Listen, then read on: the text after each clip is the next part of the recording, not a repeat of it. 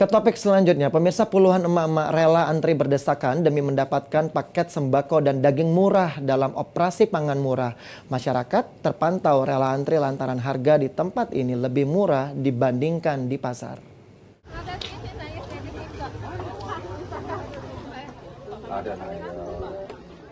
Sejak pagi, puluhan emak-emak rela antri berdesakan menunggu giliran untuk mendapatkan paket sembako yang dibanderol dengan harga lebih murah di halaman Masjid Al-Ihsan, Jalan Sosial Palembang.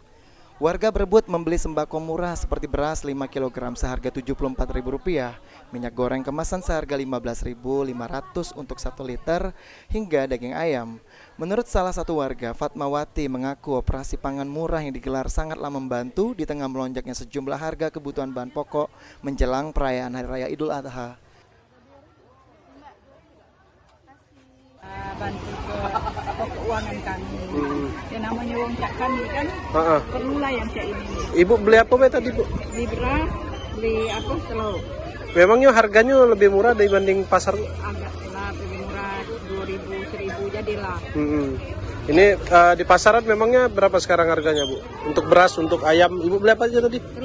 Telur. Ayam kalau di pasar 26. Sekarang di sini? 24, jadilah 2.000. Kalau beras, Bu?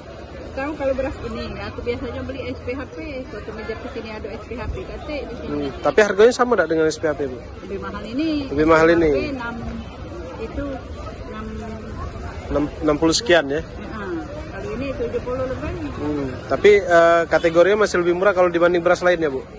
Sementara itu, kegiatan ini merupakan bentuk pemerintah setempat dalam menekan angka inflasi yang kerap kali terjadi tiap tahunnya selama bulan suci Ramadan hingga menjelang Lebaran.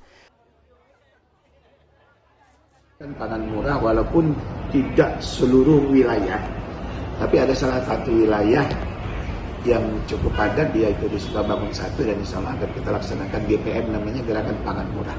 Itu mungkin mudah-mudahan dengan adanya GPM walaupun hanya spot, tapi ini akan membantu masyarakat di sekitarnya. Operasi pasar murah ini digelar selama beberapa hari ke depan, yang mana pada esok hari akan berpindah tempat di sejumlah titik yang sudah ditentukan guna menjangkau keberadaan masyarakat. Lutfi, PAL TV.